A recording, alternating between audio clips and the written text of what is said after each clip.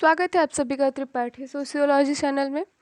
तो हम यहाँ पे सबल्टन पर्सपेक्टिव्स के बी आर अम्बेडकर के विषय में देख लेते हैं। अभी इसके पहले मैंने डेविड हार्डीमैन के विषय में बताया और अभी फ़िलहाल हम बी आर अम्बेडकर को देखेंगे।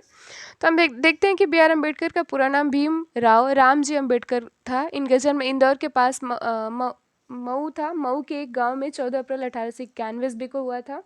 वे महार जाति में पैदा हुए थे। 6 दिसंबर 1956 को इनका निधन हुआ था।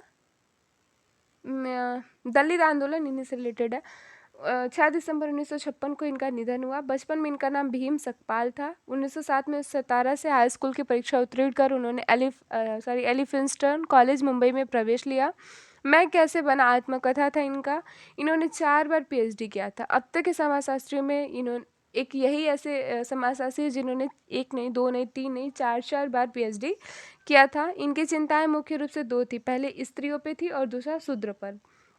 शूद्र जनजाति मतलब शूद्र जाति जो मतलब निचले वर्ग के हैं, जिन्हें हम नीच जाति के नाम से जानते हैं, तो उस पर इन्होंने अध्ययन किया। फिर इन्होंने बड़ौदा के गायकवाड़ से इन्हें छात्रवृत्ति मिली, जिसके सारे ये अमेरिका के कोलंबिया विश्वविद्यालय 1915 में एमए करने के लिए गए थे। 1916 में लंदन से इन्होंने लॉ की पढ़ाई स्टार्ट की। फिर उन्होंने लंदन स्कूल ऑफ इकोनॉमिक में प्रवेश लिया और वहीं अर्थशास्त्र व राजनीति शास्त्र की पढ़ाई की। इनके पीएचडी का विषय था द प्रॉब्लम ऑफ रूपी। 1923 में इन्होंने वकालत शुरू की और साथ ही दलितों के उत्थान का कार्य भी प्रारंभ कर दिया। अनुसूचित जाति शब्द का सबसे पहले प्रयोग 1935 ईस्वी में जी ऑफ इंडिया में मतलब गवर्नमेंट ऑफ इंडिया में किया गया था। अंबेडकर एक क्रांतिकारी सामंतवादी समाज की रचना करना चाहते थे। इन्होंने एक मंत्र दिया था, शिक्षित हो, संगठन बनाओ, संघर्ष करो। स्वतंत्रता कोई उपहार नहीं है, उसे संघर्ष करके पाया जाता है। ये एक सार्वभौमिक सत्य है। कौन कहा था? B R Ambedkar. इन्होंने कहा कि जब तक अस्पृश्यता रहेगा हिंदू समुदाय नहीं बन पाएगा। हिंदू जो है वो समुदाय नहीं बन पाएगा। मार्क्सवाद में उनका विश्वास 1950 में बढ़ा था। फिर अब इनकी रचनाओं को देख लेते हैं। तो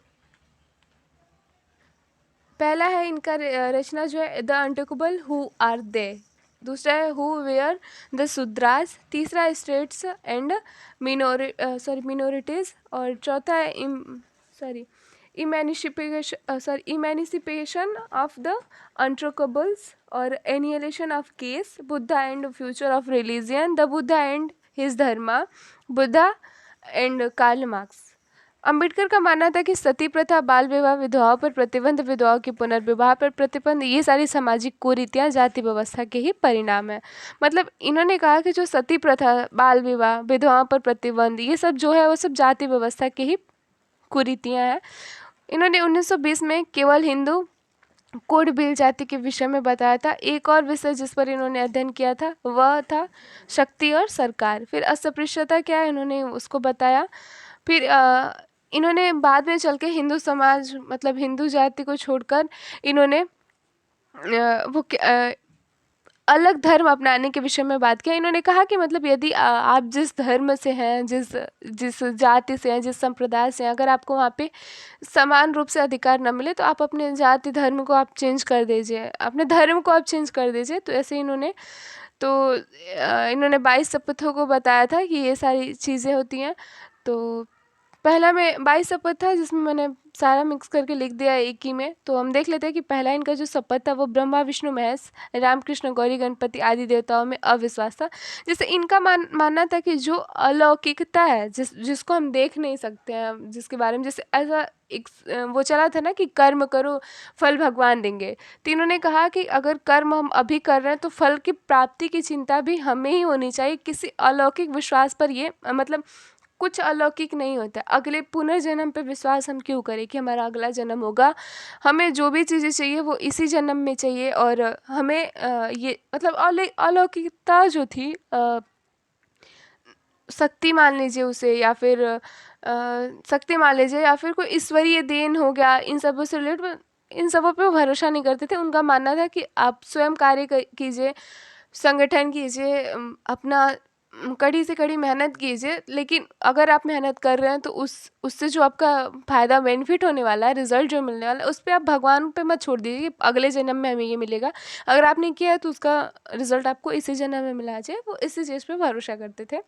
तो इनका जो भी क्या कहते हैं, हाँ सॉरी, रिटन जो भी है इनका, और इन्होंने नैतिकता से रिलेटेड जो भी बातें की है, ये सब मैंने वीडियो में दिया है।